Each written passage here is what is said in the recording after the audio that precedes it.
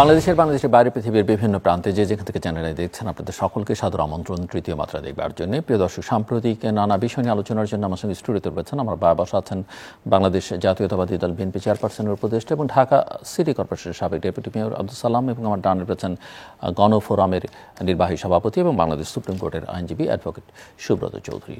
স্বাগত আপনাদের দুজনকে তৃতীয় মাত্রায়। আমরা যেটা দেখতে পাচ্ছি যে বাংলাদেশ জাতীয়তাবাদী দল বিএনপি আগামী মাসে অর্থাৎ ফেব্রুয়ারি মাসে রাজপথে তাদের নানা কর্মসূচি নিয়ে নাম্বার কথা, এবং ধারণা করছি আমরা তাদের মিত্ররা হয়তো শরিক হবে আপনাদের, এবং একই সঙ্গে বাংলাদেশ আওয়ামী লীগও তাদের সামাজিক যোগাযোগ মাধ্যমের যে পেজগুলো আছে তার মধ্যে জানান দিয়েছে যে তারা ফেব্রুয়ারিতে দুদিনের কর্মসূচি ঘোষণা করেছে, 16 এবং 18 তারিখে অবরোধ এবং হরতাল। লক্ষণটা কি মনে হচ্ছে আব্দুল সালাম? আপনাকে ধন্যবাদ। আমার সহবিজ্ঞ আলোচক সুব্রত দত্ত, ওনাকে ধন্যবাদ জানাই। যারা আজকের অনুষ্ঠান দেখছেন শুনছেন তাদেরকে ধন্যবাদ। বহু ত্যাগ তিতিক্ষার পরে ফ্যাসিবাদকে আমরা বিদায় করেছি, এবং একটাই কিন্তু বিষয় ছিল যে একটা অনির্বাচিত ফ্যাসিবাদী সরকার জোর করে বাংলাদেশের মসনদ দখল করে আছে। কাজে আমাদের দীর্ঘদিনেরই একটা চাওয়া ছিল যে একটা নির্বাচিত সরকার, জনগণের সরকার প্রতিষ্ঠিত হবে, এবং সেই কারণে আমরা ফ্যাসিবাদকে বিদায় করেছি। এবং বিদায়ের পরে এই সরকারেরকে বসানোই হয়েছিল মূলত, তার মূল কাজই ছিল যে একটি পরাজিত ফ্যাসিবাদের বিপক্ষে, অনির্বাচিত সরকারের বিপক্ষে একটি নির্বাচিত সরকার যাতে প্রতিষ্ঠা করা যায়, এই সরকার সেই দায়িত্বটা পালন করবে। এবং তার মধ্যে অবশ্যই কিছু সংস্কার করতে হবে, সেটাও আমাদের দাবি ছিল, সবারই দাবি ছিল। কিন্তু দেখা গেল যে হেলায় ফেলায় 6টা মাস আজকের এই সরকার অতিবাহিত করে ফেলল, এবং তার মধ্যে দিয়ে ক্রমশ সমাধান তো বিভিন্ন পর্যায়ে যেটুকু হওয়ার কথা দূরের কথা, বা দেখা যাচ্ছে সেগুলো তারা বিভিন্ন তাদের কথাবার্তায় কাজকর্মে সেগুলোকে তারা আরও জটিল করে তুলছে। এবং এর মধ্যে দিয়ে যেটা আপনিও বললেন যে আজকে পরাজিত ফ্যাসিবাদ আবার নতুন করে ক্ষমতায় আসার জন্য ষড়যন্ত্র শুরু করেছে। তো সেই কারণে আমরা মনে করি, যেটা আমরা বলছি, যে যেহেতু এই সরকার এতবার বলার পরও, যে আমরা বারবার বিগিনিং থেকে বলে আসলাম যে তারা একটা রোড ম্যাপ দেখ, যে তারা কি করতে চায়, কয় মাস কতটুকু সময় তারা নিতে চায়, কি কি কাজ করতে চায়, এটা একটা road map, clear cut road map দেখ। কিন্তু কেন যেন সরকার সেদিকে কোনো ভ্রুক্ষেপই করলো না, এবং কোনোভাবেই তারা যেন চাচ্ছেই না যে একটা নির্বাচিত সরকার আসুক, এবং এটা যত পিছানো যায় ততই মনে হয় যেন মঙ্গল, কিন্তু আমরা মনে করি দেশের জন্য সেটা অমঙ্গল। তো এই কারণে এখন যেটা আমরা বলবো যে আসলে এই সরকারটা আমরাই এনেছি, এবং আমরা চাই এই সরকার ব্যর্থ হোক, সেটা আমরা চাই না। এই সরকারের সফলতা হলো সেখানে। কিন্তু বিএনপির মানে আপনি ফ্যাসিস্টদের ফেরত আসার কথা বলছেন, বিএনপিও রাজপথে নামছে কেন? না, আমরা তো ওই কথাটাই বলতেছি আমি, যে আমাদের তখন দাবিটা একটাই, সেটা হলো যে আমরা একটা নির্বাচন চাই। যেহেতু এই সরকার পারছে না, ওকে, এই সরকার যেহেতু পারতেছে না, কাজেই আরেকটা ষড়যন্ত্রের আগে, কারণ আমরা আমাদের চোখের সামনে তো ভাসে যে কিভাবে। তাহলে কি মানে এই সরকার যখন পারছে না বা অন্য অনেক কিছুতে, আপনারা কি মনে করছেন যে এই সরকার নির্বাচন একটা ভালো অবাধ, সুষ্ঠু, গ্রহণযোগ্য, অংশগ্রহণমূলক নির্বাচন করবার মতো সক্ষমতা আছে তাদের? না, সেইখানেও ভরসা কম? কারণ কিছুদিন আগে আপনাদের দলের মহাসচিব বলেছিলেন যে না হলে দরকার হলে আরেকটা নির্দলীয় নিরপেক্ষ সরকারের অধীনে নির্বাচন করতে হবে। না, সেটা হলো, আমরা তো মনে করি, স্টিল মনে করি যেটাকে আনায়, এটা তো এই সরকারের দায়িত্বই হলো একটা নির্বাচন করা, একটা গ্রহণযোগ্য নির্বাচন করা, অংশগ্রহণমূলক নির্বাচন করা, এবং সেটা এই সরকারের পক্ষে আমরা মনে করি সম্ভব, যদি এই সরকার কোনো পার্টিজান না হয়ে যায়। যদি এই সরকার কাউকে ক্ষমতায় আনার জন্য তারা পার্টি হিসেবে, সেই আশঙ্কাটা কেন সেটা আমি একটু আপনার কাছ থেকে পরে শুনি। তার আগে সুব্রত চৌধুরী আপনার কাছ থেকে শুনতে চাই যে রাজনৈতিক দলগুলো মাঠে নামছে, এমনকি আওয়ামী লীগ আসবার আভাস দিচ্ছে, যদিও গত নভেম্বরও তারা একটা প্রোগ্রাম দিয়েছিলেন, করতে পারেননি। আপনি কি দেখছেন? হ্যাঁ, ধন্যবাদ। আসলে বিষয়টা হয়েছে কি, রাজনৈতিক দলগুলো রাজপথে থাকবে, জনগণের স্বার্থ সংশ্লিষ্ট বিষয় নিয়ে তারা কথা বলবে, দাবি দাবা উত্থাপন করবে, এটাই তো স্বাভাবিক। সুতরাং বিএনপি যে কর্মসূচি দেওয়ার কথা ঘোষণা করেছে, আমি তো মনে করি এটা রাজনৈতিক দল হিসাবে তাদের দায়িত্ব। কারণ গত প্রায় 6 মাস ধরে বর্তমান সরকার, তাদের কর্মকাণ্ডে কিন্তু জনগণ অনেকটা হতাশ হয়েছে। পুরোপুরি হতাশ হয় নাই, আমার দৃষ্টিতে অনেকটা হতাশ হয়েছে নানান বিষয়ে। আপনি সাধারণ মানুষ থেকে শুরু করে মধ্যবিত্ত, উচ্চ মধ্যবিত্ত, সবাই নাকশ। তো এই সরকার তো কাউকে স্যাটিসফাইড করতে পারছে না। আরেকটা হইতে পারে যে সবাইকে উনি খুশি করতে গিয়ে সবাইকে নাকশ করে দিচ্ছে, এটাও হইতে পারে। কিন্তু আমার মনে হয় তাদের পলিসি ম্যাটারে অনেক দুর্বলতা আছে। এখন মাননীয় প্রধান উপদেষ্টা, উনি তো এককভাবে সব কাজ করতে পারে না, ওনার একটা উপদেষ্টা পরিষদ আছে। তো এটা একটা টিম। তো এই যে উপদেষ্টা মণ্ডলী, তাদের সবার কাজও তো সমানভাবে এগুচ্ছে না, এবং নানান ধরনের প্রশ্নবিদ্ধ হয়ে যাচ্ছে তাদের কথাবার্তা, তাদের কার্যক্রমে। তো যেহেতু এটা একটা অরাজনৈতিক সরকার, আমরা আশা করব যে সময় যত দ্রুত গড়াবে তত নানা রকমের বেড়াজালে আটকে যাবে। এবং আজকে আপনি যে দেখছেন যে আওয়ামী লীগের নামে যে কর্মসূচি দেওয়া হয়েছে, আদৌ এটা শেখ হাসিনার পক্ষ থেকে আসছে কিনা এটা অনেকেই সন্দেহ প্রকাশ করছে। এবং তিনি বা যারা এই লিফলেটটা আওয়ামী লীগের ভেরিফাইড ফেসবুক পেজ থেকে দেওয়া হচ্ছে, হ্যাঁ, কিন্তু সেখানে দেখা যাচ্ছে যে উনি নিজেকে অফিশিয়াল প্রধানমন্ত্রী এবং আওয়ামী লীগের সভানেত্রী হিসাবে নিজেকে অবহিত করেছে। এগুলো অস্বাভাবিক কর্মকাণ্ড আর কি। কিন্তু তিনি তো আপনি শুনেছেন এর আগেও বলেছেন তিনি পদত্যাগ করেননি, মানে সেটা হয়তো তার নিজস্ব মনের আপন মনের সান্ত্বনা। বা তিনি আওয়ামী ঘরানার অনেকেই বিদেশে বসে অনেক বক্তব্য তারা দিচ্ছে, কিন্তু বাস্তবতার সাথে এটা কোনো মিল নেই।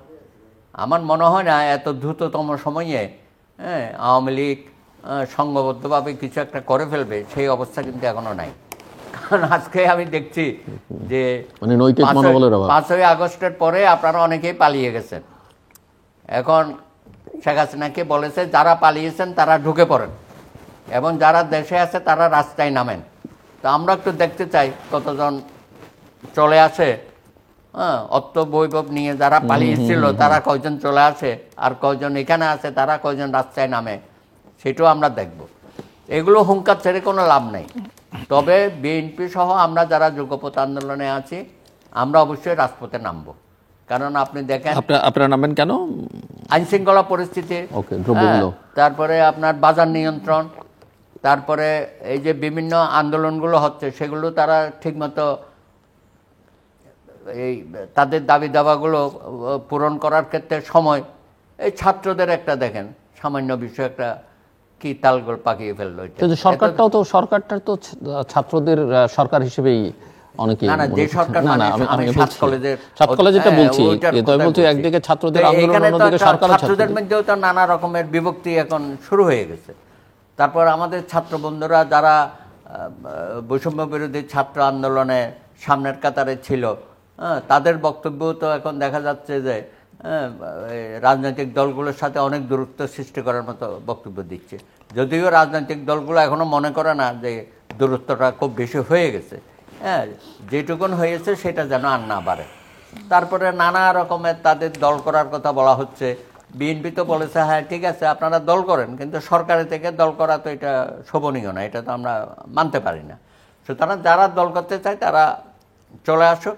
এবং আমি একটা কথা সবসময় বলি যে ৭১-এর মহান মুক্তিযুদ্ধে যারা অংশগ্রহণ করেছিল, সালাম ভাই বা আমরা কিন্তু যুদ্ধ শেষে সবাই বিশ্ববিদ্যালয়ে বা কলেজে ফিরে গেছি, লেখাপড়ায় আমরা মনোযোগ দিয়েছি, পরীক্ষা দিয়েছি ধারাবাহিকভাবে। দেখেন ৯০-এর আন্দোলনে যারা ছিল তারা স্কুল কলেজে চলে গেছে।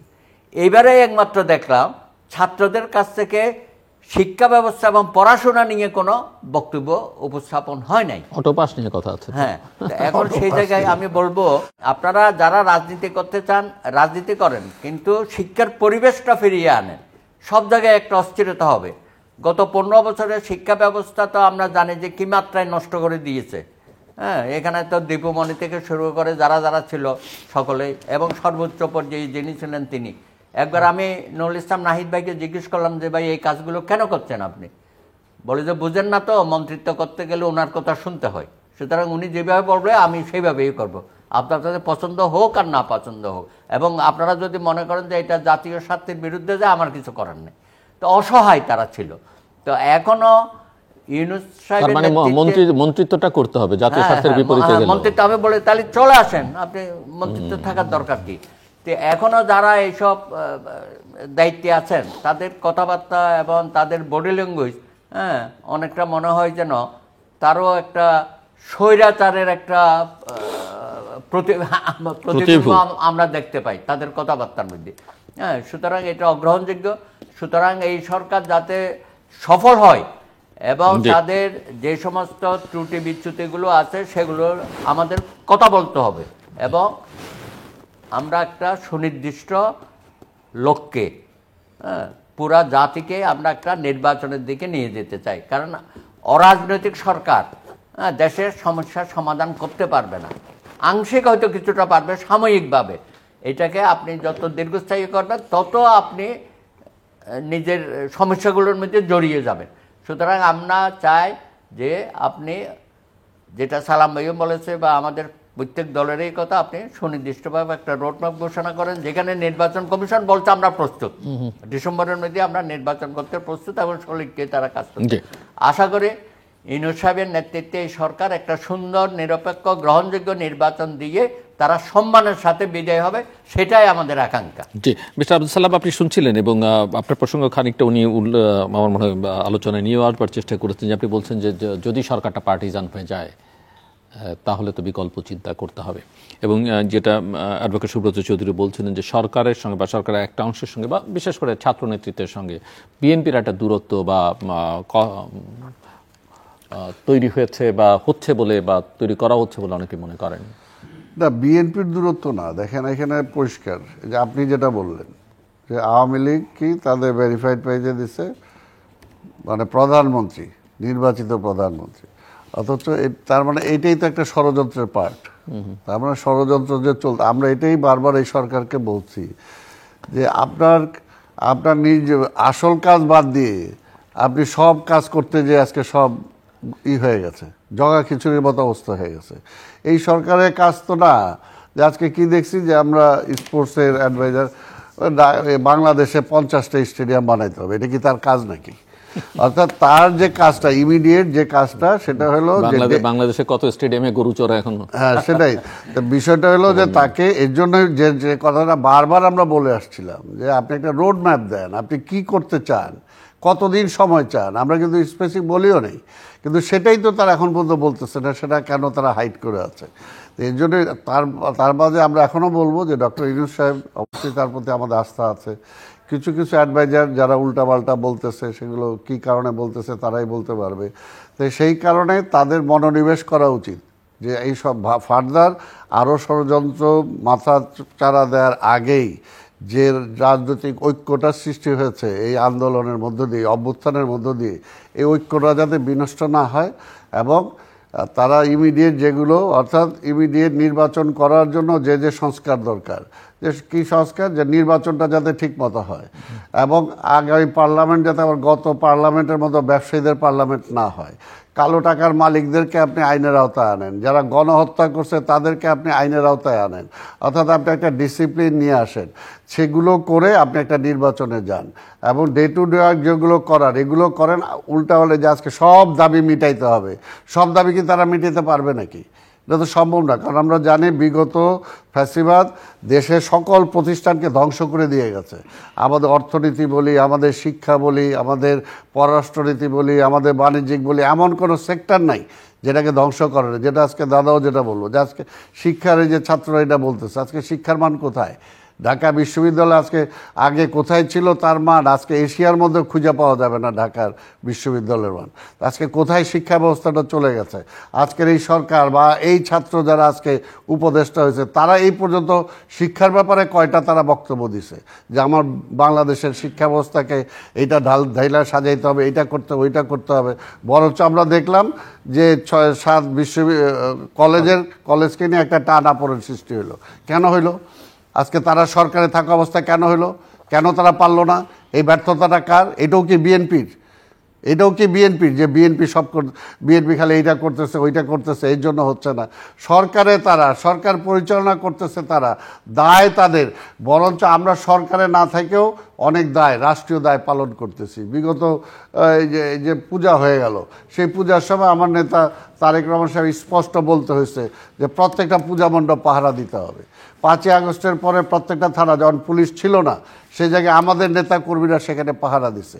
পরে যায় এসে পুলিশের মোরালিটি যখন নাই, পুলিশ অ্যাপয়েন্টমেন্ট দেওয়ার পরও থানায় যেতে পারছে না, আমাদের নেতা কর্মীরা তাদেরকে নিয়ে থানায় বসেছে। আজকে অর্থাৎ আমরা তো সেই রাষ্ট্রীয় দায়িত্বটা আমাদের দায়িত্ব না থাকার পরও আমরা রাষ্ট্রীয়ভাবে পালন করার চেষ্টা করছি। যে কারণে এখনও এই যে আপনি আন্দোলনের কথা বললেন, আমরা তো বলছি যে আপনি এই দিকে যায়েন না। আজকে আন্দোলন তো কোনো রাজনৈতিক দল করে নাই। আজকে এত আন্দোলন আপনি কেন উৎসাহিত করতেছেন? মনে যে সব গেলেই সব সমাধান হয়ে যাবে, এই সব সমাধানকে ওনারা দিতে পারবেন? তো এর জন্যই আমরা বলছি যে আজকে তাদের স্পেসিফিক একেবারে তারা টার্গেটলেস, এই সরকার তো এটা টার্গেটলেস, তাদের কোনো নাই যে এই পর্যন্ত আমরা যাব। আরে এটা তো এই না যে অভ্যুত্থানের মধ্য দিয়ে এই সরকারকে আমরা ক্ষমতায় বসাইছি, তার মানে তো তার সীমাবদ্ধতা তো পুরানা। তার ক্যানভাসটা এত বড় করলো কেন? এত বড় ক্যানভাস করছে যে সে গুটায় আনতেই তার সময় পাচ্ছে না, তাই না? তো এইটার জন্যই বলবো যে এখন তার মধ্যে দিয়ে ষড়যন্ত্র, পরাজিত ফ্যাসিবাদ আজকে ওইখানে পার্শ্ববর্তী রাষ্ট্রে বসে রয়েছে। আজকে গণহত্যা যারা চালাইলো, এই সমস্ত সাবেক মন্ত্রী এমপিরা কিভাবে সীমান্ত অতিক্রম করে চলে গেল সেখানে, কিভাবে একটা হালদার যে বাংলাদেশ থেকে 1000 কোটি টাকা লোপাট করে ভারতে যায়, পিকে হালদার সেখানে গ্রেপ্তার হয়েছিল, তাকে কিভাবে ভারত জামিন দেয়? তাকে কেন বাংলাদেশে হস্তান্তর করা হলো না? কেন আমাদের যে সময় যে শেয়ার মার্কেট যারা লুট করছে, এই যে ব্যাংকগুলো যারা লুট করছে, কেন এখন পর্যন্ত তাদেরকে আইনের আওতায় আনা হলো না? তো কী করতেছে এই সরকার? তার মানে কি আবার সেই পরাজিত ফ্যাসিবাদকে ফিরে আনার জন্যই কি এর মধ্যে কেউ কাজ করতেছে কিনা? যে জায়গায় আমরা বলছি যে তারা এই সরকার এখন মতো প্রশাসনে তাদের কাদের উপরেই ভর করে আছে, যাদের কাদের উপর ভর করে শেখ হাসিনা ফ্যাসিবাদ হয়েছিল। আজকে তাদের উপর ভর করেই উনি সরকার চালাইতে চাইতেছে, আর সে জায়গায় আন্দোলনকারী রাজনৈতিক দলগুলোর সাথে সে দূরত্ব বাড়াচ্ছে। মানেটা কি? অ্যাডভোকেট চৌধুরী, জাস্ট আমি তত্ত্বাবধায়ক সরকার সংক্রান্ত একটা সিদ্ধান্ত সম্ভবত আদালতের সিদ্ধান্তের অপেক্ষায় আছে, এবং আমি একটু জাস্ট বুঝতে চাই যে মির্জা ফখরুল ইসলাম আলমগীর বলেছেন যে তারা যেটা যদি না পারে তাহলে তো নির্দলীয় সরকারের দিকে যেতে হবে, এবং যেটা উনি খানিকটা ইঙ্গিত করছেন, আপনার কথা বেরিয়েছে যে পার্টিজান সরকারের অ্যাটলিস্ট লক্ষণ তাদের মধ্যে এখন পর্যন্ত আছে। তারা এটা জোর গলায় বলতে পারবে না যে তারা দল নিরপেক্ষ বা একেবারেই নিরপেক্ষ কোনো কিছু একটা অবস্থানে আছে। সমাধানটা আসলে কিভাবে হবে বলে মনে করেন? একজন আইনজীবী হিসেবে আমি আপনার কাছে একটু বুঝতে চাই যে জায়গায় বা যেদিকে যাচ্ছে সরকার তো অবশ্যই ফিরে আসবে। এখন কোন রূপে আসবে সেটাই কথা, কারণ এটা তো একটা প্রস্তাবনা সাংবিধানিক সংস্কার কমিশন থেকে দিয়েছে যে কারা কারা থাকতে পারবে, তাদের প্রস্তাবনা আর কি। আর যদি বলেন যে না, কিন্তু আমি যে আলোচনাটা করছি সেই আলোচনাটা আগামী নির্বাচনকে মাথায় রেখে করতে চাইছি। আমি তো আশা করি যে এই সরকারে আগামী নির্বাচন করবে, হ্যাঁ, এটা আমার আশাবাদ, এবং সেই জন্যই আমরা তার উপর চাপ সৃষ্টি করতেছি যাতে সে ডিরেল না হয়। অনেক সময় দেখা যায় যে তাদের কথাবার্তা এবং একটা দীর্ঘসূত্রিতার মধ্যে তারা পড়ে গেছে। আপনি দেখেন এই যে 6টা কমিশনের মধ্যে 4টা কমিশন রিপোর্ট দিচ্ছে, আরও সময় বাড়িয়েছে, ভবিষ্যতে হয়তো আরও বাড়াবে। হ্যাঁ, এর বাইরে আরও তো 4টা ছিল, 10টা বোধহয় হয়েছে। তো কমিশনগুলোর রিপোর্ট তো মোটামুটি এসে গেছে, তো সেগুলো নিয়ে আলোচনা শুরু করেন না কেন?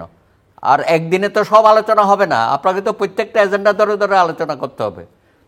তারপরে দেখেন আপনি এই যে শ্বেতপত্র কমিটি তো কবে দিয়েছে, সেটার কোনো অ্যাকশন শুরু হয়েছে? আমরা কেমনে বুঝবো যে আপনারা কাজ করতেছেন? সব জায়গায় যদি আপনি লাল ফিতার দৌড়াইতে চালু করে দেন যে ঠিক আছে তারা দিয়েছে আমরা দেখছি, এগুলো করে করে তো আপনি আরো 4-5 বছর কাটে যাবে মনে হয়। আপনি এটা তো খুব ভুল করবেন, আপনি মারাত্মক ভুল করবেন। অনেক সময় মনে হয় যে আপনারা ইচ্ছাকৃতভাবে এগুলো করতেছেন। কোনো দরকার ছিল এতগুলো কমিশনের? আরে সংস্কার করে করে তো, কিন্তু সংস্কার তো একটা জন আকাঙ্ক্ষারও বিষয় এবং হ্যাঁ, সেটা তো- রাজনৈতিক দলগুলো আপনারা অনুধাবন করতে না, না, পারেন যে ওনারা বাংলাদেশে যেমনভাবে সংস্কার বলে- দরকার, যে কারণে বিএনপির একটি ভাবে 53 বছর রাজনৈতিক দলগুলো কিছুই করে নাই, এটা হলো কথা? হ্যাঁ, সমস্ত দোষ এখন রাজনৈতিক দলের উপর এসে যাচ্ছে। তা এখন রাজনৈতিক দল এই যে 31 দফা দিয়েছে বিএনপির নেতৃত্বে, আমরা তো আছি সেটার মধ্যে, তো সেটা দেখেন অনেক সংস্কারের কথা সেখানে বলা হয়েছে এবং বলা হচ্ছে যে আরো আমরা দেব, আলাপ আলোচনার মধ্য দিয়ে এখানে আরো এডিশন হবে, অসুবিধার কিছু নাই। কিন্তু কিছু কিছু বিষয় আছে এগুলো রাজনৈতিক সরকারের হাতে ছেড়ে দিতে হবে এবং পার্লামেন্টের উপর ছেড়ে দিতে হবে। আপনারা এত ধরনের বক্তব্য কেন দিচ্ছেন, কন্ট্রাডিক্টরি বক্তব্য দিচ্ছেন? আমরা চাচ্ছি জাতীয় সংসদ নির্বাচন, আবার আপনারা কেউ কেউ বলছেন কনস্টিটিউয়েন্ট অ্যাসেম্বলির নির্বাচন, গণপরিষদ নির্বাচন। What is this?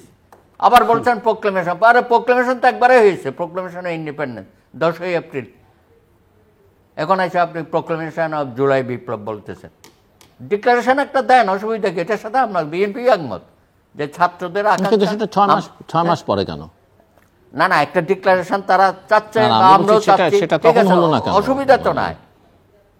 এখন তারা বলতেছে যে মুক্তিযুদ্ধকে আমরা ধারণ করি, এই যে মাহফুজ সাহেব বলেছে, ওয়েলকাম, তাই না? এতদিন পরে তুমি বলেছ মুক্তিযুদ্ধকে যারা ধারণ করবে না তারা রাজনীতি করার অধিকার তাদের নেই। খুব সুন্দর কথা, ভাবা পাওয়ার কথা, কিন্তু আপনি তো কার্যকলাপে সেটা দেখাবেন। আপনি 72 সংবিধান ফেলে দেবেন, 47কে নিয়ে আসবেন অ্যান্ড সো অন।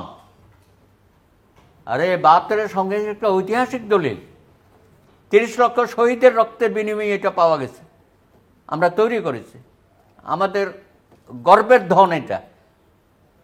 আর সেসব বিষয়ে আপনি এই ধরনের কথাবার্তা বলছেন, সরকারের মানে যারা উপদেষ্টায় আছে তারাও নানান বিষয়ে কথাবার্তা বলেন।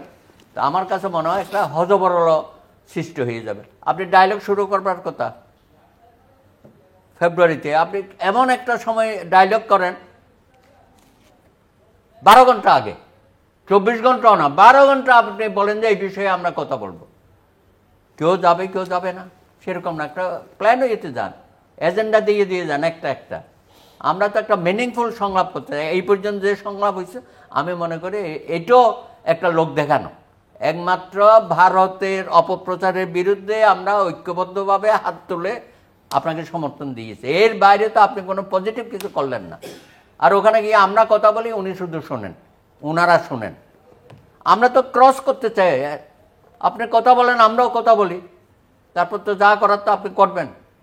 সেই সুযোগটা আমাদেরকে দেন এবং প্রত্যেকটা রাজনৈতিক দলকে কনফিডেন্সের মধ্যে নিতে হবে। এর মধ্যে দেখেন আবার জামাত মাঠে নেমে গেছে। আমাদের রিজভী সাহিত্য বলেই বসছে যে সরকার তো অদৃশ্যভাবে জামাত চালাচ্ছে, সব জায়গায় জামাতি লোকজন বসে গেছে, বিশ্ববিদ্যালয় থেকে শুরু করে কোথায় না। তো এগুলো তো বুঝতে হবে। আবার জামাত দ্রুততম সময়ে নির্বাচন হোক সেটাও চায় না, তারা আবার এই সরকারের সুরে গলা মিলাচ্ছে যে হ্যাঁ সংস্কার প্রয়োজন আছে, যত সময় প্রয়োজন আমরা সময় দেব।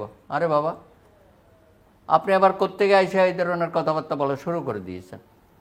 হ্যাঁ, এতদিন যখন অপোজিশনে ছিলেন তখন এক ধরনের সুদ ছিল, এখন আবার সরকারের কিছু স্বাদ পেয়ে গেছেন, তাতে মনে হচ্ছে যে আপনি অংশীদার, পার্ট অফ দি গভর্নমেন্ট হয়ে গেছেন আপনারা।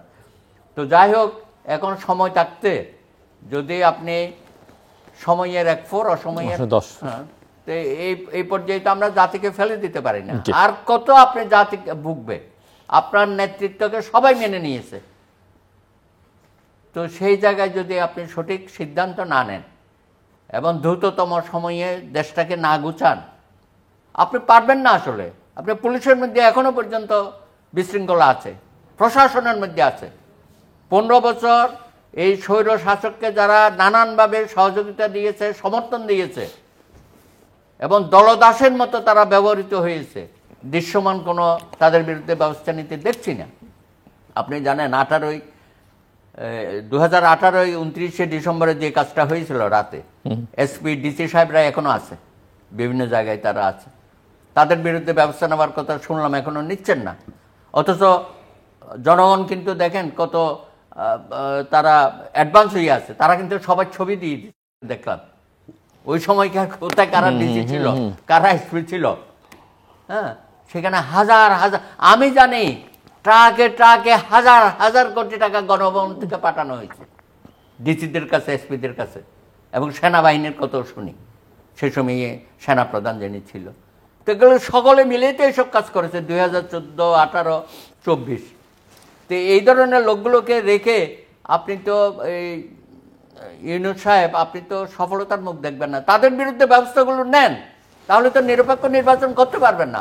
প্রশাসন লাগবে, আইনশৃঙ্খলা বাহিনী লাগবে, তারপরে আপনার নির্বাচন কমিশন লাগবে। এইসব জায়গায় তো সঠিকভাবে আপনাকে হাত দিতে হবে। নির্বাচন কমিশনার 5 জনে মিলে তো নির্বাচন হবে না, তার অ্যাপারেটাসগুলো তো ঠিক করতে হবে। আপনি নির্বাচন কমিশনের আন্ডারে যত রকমের নির্বাচন অফিসাররা আছে, জেলা অফিসার বা উপজেলা অফিসার, সেগুলো সঠিক করেন। ধন্যবাদ। হ্যাঁ, আশা করি এটার জন্য ডিসেম্বর পর্যন্ত সময় নাও লাগতে পারে। আমাদের মহাসচিব বলেছে না, হ্যাঁ, জুনের মধ্যে নির্বাচন করা যেতে পারে যদি আপনারা আন্তরিক হন। জি, মিস্টার আব্দুল সালাম। এই জন্যই আসলে এই যে দেখেন কয়টা দিন ধরে সরকারের কিছু উপদেষ্টাদের কথাবার্তার কারণে দেশে আরেকটা মানে অসন্তোষ মানুষের মধ্যে, কেমন একটা অস্থিরতা। শেখ হাসিনার সময় যেটা ছিল আজকে আবার নতুন করে শুরু হয়েছে, আবার কি দেশে কি হচ্ছে। তো এটা কেন আনতেছে তারা? তাদের কি দায়িত্ব? এটা তাদের কাজ, তো যেটা করার সেটা তারা করতেছে না, তাই না? আবার কেউ কেউ বলে, পরিষ্কারভাবে বলে যে নির্বাচন দিলে তো বিএনপি চলে আসবে, যেটা শেখ হাসিনা বলতো। অবাক লাগে যে শেখ হাসিনা পরিষ্কারভাবে বলছে আমি কি নির্বাচন দিব, তারেক আইসা দেশ চালাবে, এটার জন্য। আজকেও এদের মুখে একই কথা। আরে ভাই, কে আসবে না আসবে সেটা তো জনগণ ডিসাইড করবে। এটা তারা কেন ডিসাইড করতে চায়? তাদের এই অথরিটিটা কে দিল?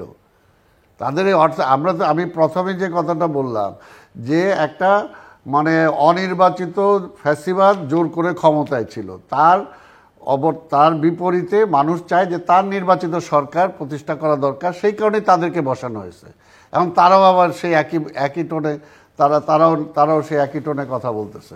মূল কাজগুলো তারা করে না। যে খায়রুল হক টোটাল ধ্বংস করে দিয়ে গেল আজকের এই কেয়ারটেকার গভর্নমেন্ট সিস্টেম সহ সব কিছু, আজকে কই তার ব্যাপারে কেউ কোনো কিছু বলে? আজকে কেউ কিছু, যে নির্বাচন কমিশনাররা হাজার হাজার কোটি টাকা মানে লোক দেখানো নির্বাচনের নামে টোটাল চুরি করে চলে গেল, আজকে তাদেরকে ধরা হয়েছে। আজকে পুলিশের প্রধান নিজে পালায় গেল, আজকে কোথায় তারা? আজকে যে আওয়ামী লীগের যে সমস্ত গুন্ডারা পান্ডারা যারা এত কিছু করলো, আবার প্রকাশ্যে যারা হম্বিদম্বি করলো, তারা সেগুলো মারার পরে, হত্যা করার পরে আজকে তারা আবার পার্শ্ববর্তী দেশে যায় আবার নতুন করে তারা ষড়যন্ত্রের কথা বলতেছে। সেগুলো তো সরকার করতেছে না। এগুলো পালাইলো কিভাবে? আজকে যখন ফেলানিরে আমার সীমান্তে মাজা তাদেরকে ঝুলায় রাখতে পারে, আর আজকে ওবায়দুল কাদের গুলি করা দরকার নাই, পালাইলো কেমনে সে? এটা দায়টা কার? এটাও কি বিএনপি করছে? সরকার তো তারা আছে। এর জন্যই আমরা যেটা বারবার বলতেছি যে একটাই, সেই ঘুরা ফিরে একটাই কথা, যে এখন আল্লাহর রাস্তায় সময় নষ্ট না করে একেবারে ইমিডিয়েটলি, কারণ সংস্কারের তো আমরা 31 দফার মধ্যে দিয়ে দিচ্ছি। কিন্তু একটা বিষয়, যেমন ধরেন একটা ভালো নির্বাচন করতে হলে নির্বাচন সংক্রান্ত বিষয়ে কিছু কিছু সংস্কার তো দরকার হবে, সেটা প্রশাসনে, জুডিশিয়ারিতে, ইলেকশন কমিশনে বা ইলেকট্রাল প্রসেসের মধ্যে, এটা একটা দিক। দ্বিতীয়ত হচ্ছে যে অনেকেই বলেন, যেটা আপনি যেমন বলছিলেন যে ইলেকশন দিলে তো বিএনপি চলে আসবে, আবার অ্যাডভোকেট সুব্রত চৌধুরী যেটা বলছেন, অনেকের এই ন্যারেটিভ হাজির করছে যে 53 বছরে রাজনৈতিক দলগুলো কিছুই করেনি। বাট এটাও তো একেবারে অস্বীকার করা যাবে না যে অতীতে যারা ক্ষমতায় গেছেন তারা অনেক অঙ্গীকার করে অঙ্গীকার রক্ষা করেননি। এখন আপনাদের অঙ্গীকার আছে, আপনারা অনেক আগের থেকে, প্রায় বছর 2-3 আগে থেকে সংস্কারের কথা বলেছেন, আপনাদের মিত্ররাও সেগুলো এন্ডোর্স করেছে, কিন্তু করবেন যে সেই নিশ্চয়তা অনেকে নিশ্চয়তা পাচ্ছেন না। এটা আর তারা যারা ক্ষমতায় আসছে এদেরকে 10 বছর দিলে এরা যে পারবে, এটা কোনো গ্যারান্টি দিতে পারবে? রাষ্ট্র চালাবে কারা? অর্থাৎ রাজনীতিবিদদের আপনি বিচ্ছিন্ন করে দিয়ে, এখানে তো পরিষ্কার কথা যে দেখেন আমরা তো দেখছি যে আজকে শেখ হাসিনা যে 111-এর ফসল, 111টা আসলোই রাজনীতিটা বিরাজনীতিকরণের জন্য, পরিষ্কার কথা যে বিরাজনীতিকরণের জন্য, এবং বাংলাদেশে কে ক্ষমতায় বসবে সেটা জনগণ না, পার্শ্ববর্তী দেশ ঠিক করে দিতেছে। তো সেটার থেকে তো বাঁচার জন্যই তো আজকে আমরা আন্দোলন করলাম দীর্ঘ 15টা বছর। তো কারা আন্দোলন করছে? রাজনীতিবিদরাই তো আন্দোলন করছে, রাজনৈতিক কর্মীরাই তো আন্দোলন করছে। আজকে যে শেখ হাসিনার যে 5ই আগস্ট যে পালায় গেল, সেই 5ই আগস্টে যদি শেখ হাসিনা না পালাইতো, যদি এই অবস্থা না হইতো, আজকে আমি সালামকে কয়েকটা মার্ডার কেস নিয়ে আজকে আমি ঘুরতে হইতো আমাকে। কারণ সেই সময় এই 5ই আগস্টকে কেন্দ্র করে যতগুলো ঘটনা ঘটছে সবগুলোর আসামি আমরা। আর কে হয়েছে? রাজনীতিবিদ ছাড়া আপনি বলেন কে হয়েছে? ওই যে ছাত্ররা হয়েছে? কেউ তো হয় নাই। আজকে যারা উপদেষ্টা তারা হয়েছে? ছাত্ররা হয়েছে না আপনাদের ছাত্র দল? না না, আমাদের গুলো হয়েছে, আমাদের যাদের আছে তো বললাম আমাদের হয়েছে, ছাত্ররা তো হয়েছে, আমাদের হয়েছে। যারা উপদেষ্টা হয়েছে তাদের হয় নাই। তারা তো পরিষ্কার সেখানে বলছে যে এই আন্দোলনের সাথে তারা জড়িত না। সেই সময় সরকার যখন তৎকালীন ফ্যাসিস্ট বলতে চাইছে যে এর মধ্যে রাজনৈতিক দল ঢুকে পড়ছে, তখন তারা কি বলছে যে না আমরা এই জ্বালানো পোড়ানো এই সমস্ত কাজে কর্মে নাই। তার মানে সরকার জ্বালাইছে নিজেরা, ধ্বংস করছে নিজেরা, এবং আসামি করছে আমাদেরকে, রাজনীতিবিদদেরকে, রাজনৈতিক নেতা কর্মীদেরকে গ্রেপ্তার করছে, রাজনৈতিক নেতা কর্মীদেরকে। কারা হয়েছে গ্রেপ্তার? তো এই জন্য বললাম যে আমরা তো সেই 15-17 বছর ধরে আমরা নির্যাতিত হচ্ছি। তা আন্দোলন কারা করলো তাহলে? এই যে এই 50 বছরের কথা বলে, তাই 50 বছর ধরে কারা কি করছে? 50 বছর ধরে রাজনীতিটাকে স্থায়ীকরণ হইতে দেয়নি কেন? রাজনীতি মানে একটা ইনস্টিটিউশন ডেভেলপ করতে দেয়নি কেন? কারা দেয় নাই? আজকে সেইগুলো আলোচনা করতে গেলে রাজনীতিবিদদের সেখানে কতটুকু অবস্থান আছে, ভূমিকা আছে, আর অন্য কাদের আছে যারা সকল, যারা সমাজে মেধাবী, বুদ্ধিজীবী, সমাজে সব হর্তাকর্তা, আজকে এই রাষ্ট্রের সমস্ত অধপতনের জন্য তারা দায়ী। আজকে সেই কৃষক বা সাধারণ শ্রমিক বা অন্যরা দায়ী না। আর রাজপথে যে সমস্ত রাজনৈতিক কর্মীরা আন্দোলন করে মাঠে ময়দানে, তারা সেটার জন্য দায়ী না। আজকেও যেমনি যে রাষ্ট্র কীভাবে চলবে সেটা ডিসাইড করার জন্য রাজনীতিবিদদের কোনো ভূমিকা নাই। সেটা ভূমিকা ডিসাইড করবে সেই ব্যুরোক্রেটরা, সেইটা ডিসাইড করবে কিছু বুদ্ধিজীবী। তাহলে কোথায় রাজনীতিবিদরা? আপনি রাজনীতিবিদকে রাজনীতির পার্ট করবেন না। এই পরিস্থিতির জন্য পলিটিশিয়ানদের তো মনে করেন না? শোনেন, অবশ্যই মনে করি, কিন্তু পুরোপুরি মনে করি না।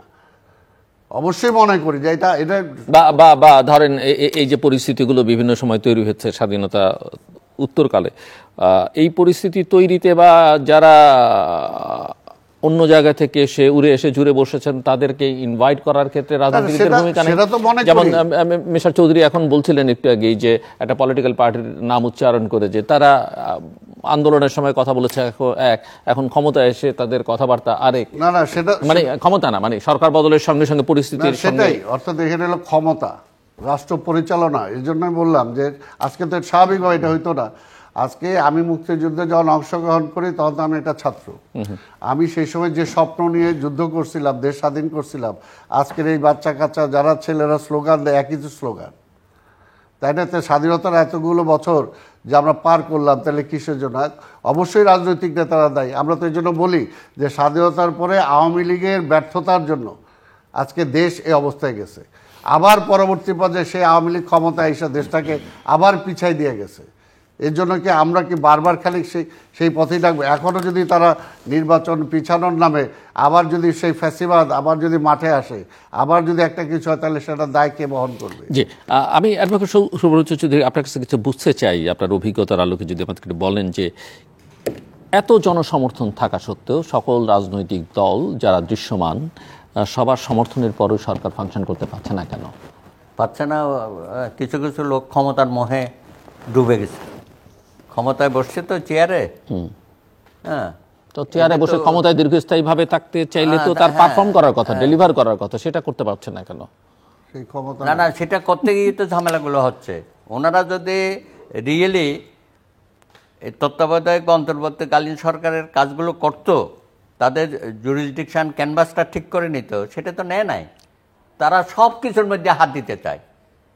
এখন হাত দিতে গিয়ে আমি বলেছি যে একটা তালগোল পাকিয়ে ফেলেছে। এটাকে এখন ছোট করে আনা দরকার।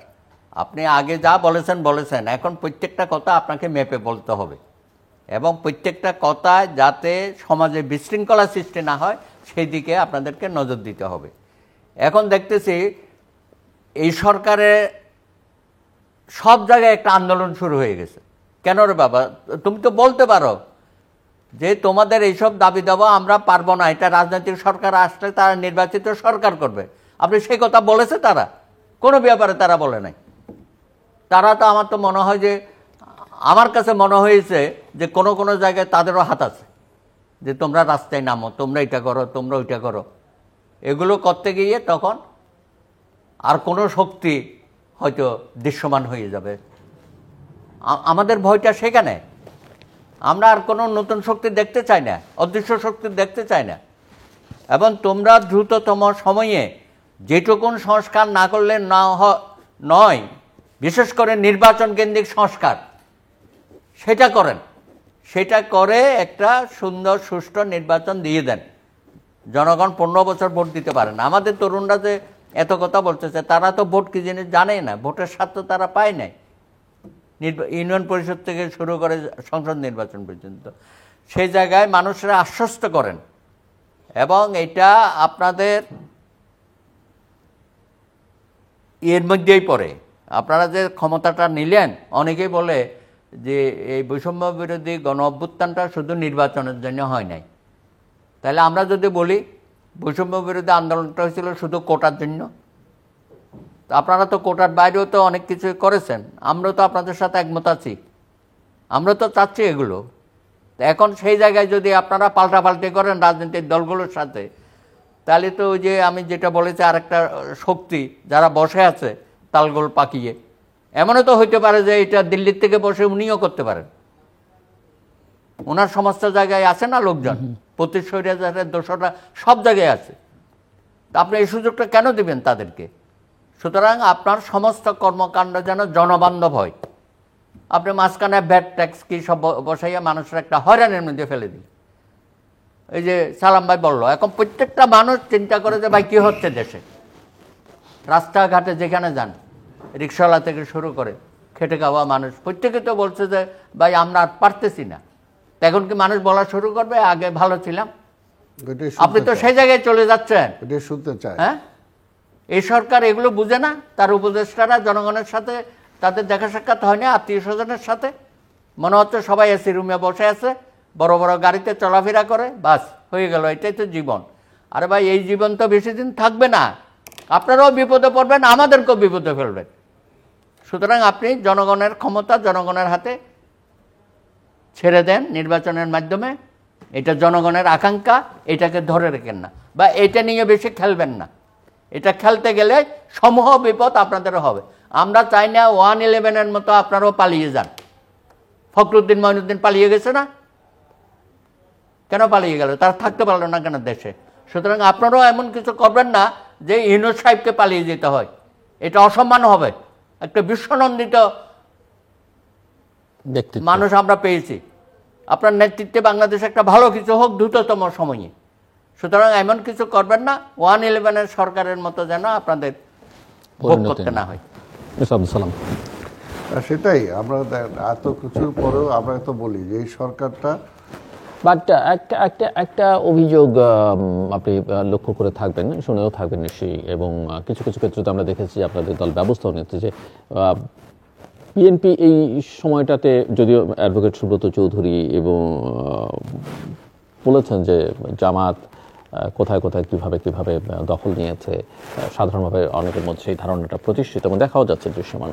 বিএনপি ওই একই কাজই, একই প্রক্রিয়ার মধ্যে ঢুকে পড়েছে এবং বিএনপি নিজেও দখলবাজি চাঁদাবাজির মধ্যে ঢুকে পড়েছে, এরকম একটা আলোচনা করিডোরে নানা জায়গায় আছে। এটা একটা জিনিস আপনাকে যদি বলি, আপনাকে দেখেন গত 17টা বছর বিএনপি সাফারিং যদি আপনি দেখেন, এখন পর্যন্ত কিন্তু আমাদের শত শত নেতা কর্মীদের সন্ধান আমরা এখনো পাই নাই। ইলিয়াস আলী চৌধুরী সেই সাফারিংসের কারণে এখন আমি বলি আপনাকে, তারপরে মনে করেন যে সেই সময় অর্থাৎ আওয়ামী লীগ এত অত্যাচার করছে, একটা গ্যাস্টাপো বাহিনী দিয়ে এই মানে সৃষ্টি করেছিল, তাই না? প্রাইভেট বাহিনী, তারপরে তার র্যাব, তার আদার সব কিছু দিয়ে।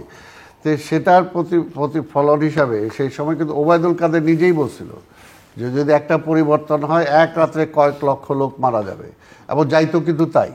ওই যে ক্ষোভটা আওয়ামী লীগ যা করছে, কিন্তু আপনি দেখেন এক নির্দেশ, তারেক রহমানের এক নির্দেশের কারণে কিন্তু সারা বাংলাদেশ ঠান্ডা হয়ে গেছে। যেটা আমি বললাম, যে পুলিশকে জনগণের মুখোমুখি দাঁড় করাইছিল, যে পুলিশ জনগণের কাছে তারা হ্যস্তন্যস্ত হয়েছে, সেই পুলিশেরকে পাহারা দিছে আমরা, সেই থানা পাহারা আমরা দিছি। তার মানে এটা কাজে বিএনপি তো এটা করছে। এবং পাশাপাশি দেখেন যে বিএনপি নেতা তারেক রহমান বারবার এখনও বলতেছে যে কোথাও কোনো কিছু হলে তার দায় যে করবে সেটাকে এড়াবে দেয়। এর চেয়ে বেশি বিএনপি আর কি করতে পারে? বললাম তো, যে জায়গায় আগুন জ্বলতো সারা দেশে, সে আগুন তো জ্বলতে দেয় নাই, সে অ্যানার্কি তো হইতে দেয় নাই, তাই না? তো সেই জায়গায় বরঞ্চ আপনি সেই বিএনপিকে আপনি ক্ষমতায়, আওয়ামী লীগ যেতে দেয় নাই, আপনিও ভোট দিবেন না যাতে সেই বিএনপি ক্ষমতায় যায়। আবার খালি আপনি বিএনপি সমালোচনা করবেন, নিজে কিছু করতে পারতেছেন না। 6 মাস যদি আপনি একটা ভালো কিছু করতে পারতেন, তাহলে না পাবলিক মনে করতো যে না, এই সরকার 6 বছর থাক। যদি আপনি পিপুলকে স্যাটিসফাইড করতে পারেন, ভালো কিছু দিতে পারেন, তাহলে তো পাবলিকই বলবে। তাহলে তো আপনার বলা দরকার নাই যে না আমার সময় বাড়াইতে হবে। আপনি বলবেন কেন? পাবলিক বলবে। তো পাবলিক তো উল্টা দিকে যাচ্ছে এখন। আমরা তো ওই কথাটাই বলতেছি, আমাদের দায় আছে, তাদের কোনো দায় নাই। আজকে যারা উপদেষ্টা বা যারা আজকে এই সরকারে, এদের কি দায় আছে? আজকে কালকে যদি সরকারে না থাকে, সবাই যার যার ঘরে চলে যাবে, কোনো কিছু নাই। পাবলিক তো আমাদেরকে এখনও জিজ্ঞেস করে যেটা দাদা বললেন, যে এখনও এই কী হইতেছে রে ভাই। আগে বলতো এই শেখ হাসিনা আর কয়দিন রাখবেন আপনারা, এইভাবে বলছে, আর কয়দিন রাখবেন আপনারা। এখন বলে এখন কি হইতেছে? কারণ আমাদের তো দায় আছে, পাবলিক মনে করে যে আমাদের কিছু করার আছে। তো সেই কারণে বললাম যে আমরা তো সেই দায়টা নিয়ে, আমাদের দায়িত্ব নাই, তারপর দায়টা নিয়ে কিন্তু আমরা সেটা পালন করতেছি। কাজে বিএনপির বিপক্ষে যে কথাগুলো আসে, কি করছে রে ভাই আপনি দেখেন, কি করছে? যে জায়গায় কিছু করতে যায় বলে ওইটা করলে তো বিএনপি চলে আসবে, বিএনপির লোক আইসা পড়বে। আরে ভাই, গত 17টা বছর বিএনপির প্রতি সমর্থন থাকার কারণে তার চাকরি খাইছেন আপনি, তার ব্যবসা আপনি বন্ধ করে দিছেন, তার জায়গা দখল করছেন আপনি। তারপরেও তো এই পরিবর্তনের পরে 100টা যদি দখল করে থাকেন, সেখানে 99টা তো এখন পর্যন্ত বিএনপি করতে যায়নি, দখল করতে যায় নাই। আজকে মনে করেন স্পোর্টস, আপনি আমারটাই বলি, আমি তো নিজে একটা স্পোর্টসের লোক। দেখছে আমি অ্যাথলেটিক ফেডারেশনের প্রেসিডেন্ট ছিলাম। আজকের এই পরিবর্তনের পরে স্বাভাবিকভাবে আমার মধ্যে আশা আসছিল, ক্রীড়াঙ্গনের লোকজনের মধ্যে আশা আসছিল যে আবার অ্যাথলেটিক ফেডারেশনের প্রেসিডেন্ট হব আমি। কেন করলেন না? যে আমি বিএনপি করি, এর জন্য দেয়া যাবে না, বিএনপিকে দেয়া যাবে না। তার মানেটা কি?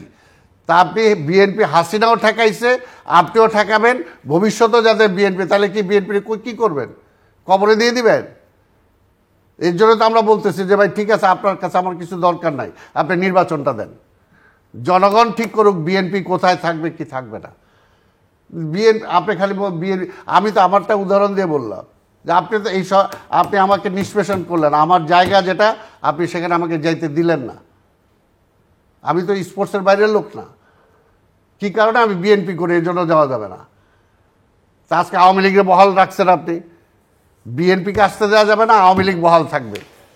আজকে বিএনপির সব ব্যবসা বাণিজ্য ধ্বংস হয়ে গেছে, আওয়ামী লীগের চোরা কারবারি, বাটপার, লুটেরা, তারা এখন পর্যন্ত সব মানে টাকা পয়সার মালিক বইনা বৈশা আছে। আপনি তাদেরকে ধরা যাবে না। তাহলে বিএনপি আবার যদি ওইখানে বিকল্প হিসাবে বিএনপি চলে আসে, তাহলে আপনি কি চান? তা কাজে পরিষ্কার আজকে কথাটা বুঝতে হবে যে আমরা একে শেষ মুহূর্তে যেটা বলতে চাই যে একটাই কথা, এই দেশে বাংলাদেশের রাজনীতিতে সেই স্বাধীনতার পর থেকে যদি আধিপত্যবাদী শক্তির ক্ষমতা সেই সময় থেকে রহিত করতে পারতাম, যদি ভেরি বিগিনিং স্বাধীনতার পরে মেজর জলিলকে যখন গ্রেপ্তার করা হলো, তাকে যখন একটা সেক্টর কমান্ডার দায়িত্ব পালন করার পদক দেওয়া হলো না, সেই প্রশ্নটা যদি আমি করতাম, তাহলে স্বাধীনতার এতগুলো বছর পরে আজকে ভারতের প্রধানমন্ত্রী বলতে পারতো না যে 16ই ডিসেম্বর ভারতের বিজয় দিবস। কাজে রাজনীতিটা সেখানে বুঝতে হবে। আজকে সেটা না বুঝে খালি যদি বিএনপিকে ঠেকাইতে চান, তাহলে দেশ ঠেকা যাবে, বিএনপি ঠেকবে না। Advocate Subrata Chowdhury, closing remarks.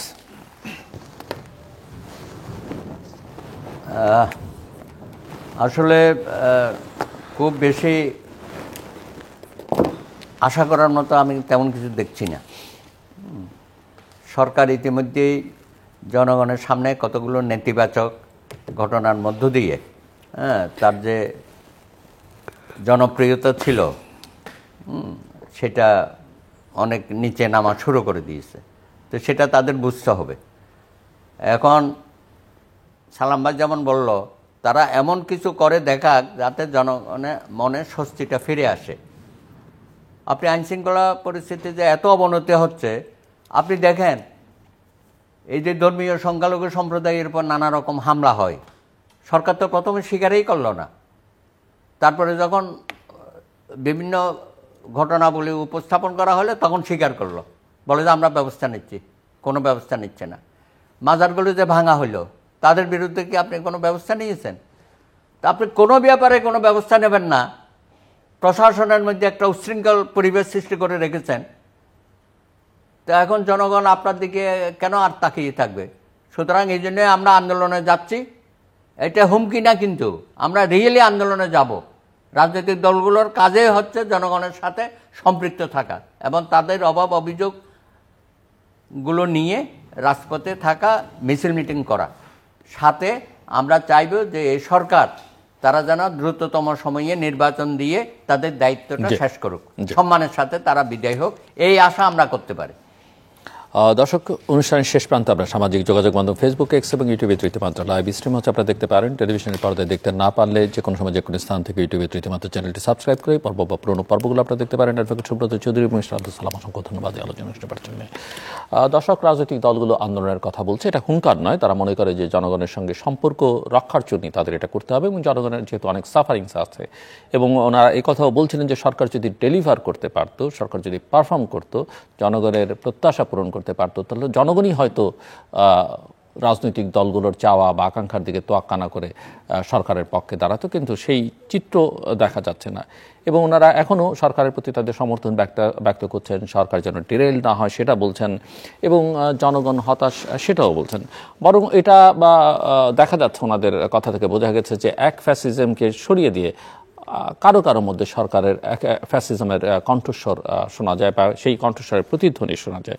কাজেই ছাত্রদের কথা আলোচনার মধ্যে এসছে যে ছাত্ররা এত কথা বলছে কিন্তু শিক্ষা নিয়ে তাদের কোনো বক্তব্য নেই, শিক্ষাঙ্গন নিয়ে তাদের তেমন কোনো বক্তব্য নেই। যেটা আছে সেটা আবার রাজনীতির সঙ্গে সম্পর্কিত। তো ওনারা মনে করেন যে ছাত্ররা রাজনৈতিক দল করতে চাইলে বা ছাত্রদের নামে কোনো গোষ্ঠী করতে চাইলে সেটা তারা করুক, কিন্তু ক্ষমতার সঙ্গে যেন তাদের কোনো সংস্রব না থাকে এবং সংস্রব থাকলে এই সরকারের অধীনে নির্বাচন যে নিরপেক্ষ হবে না সেটা ইতিমধ্যেই অনেক ক্ষেত্রে প্রশ্নবিদ্ধ হতে শুরু করছে। কিন্তু ওনারা চান না যে সেই প্রশ্নটা আরও দীর্ঘায়িত হোক, বরং সরকার নিজেকে প্রশ্নমুক্ত করার চেষ্টা করুক এবং এটাকে কেন্দ্র করে কোনো অদৃশ্য শক্তি যেন আবার নতুন করে রাজনৈতিক দৃশ্যপটে আবির্ভূত না হয়, সেটাও ওনাদের প্রত্যাশা। সব মিলিয়ে একটাই চাওয়া, যত দ্রুত সম্ভব একটি অবাধ, সুষ্ঠু, নিরপেক্ষ, গ্রহণযোগ্য নির্বাচন অনুষ্ঠান করা।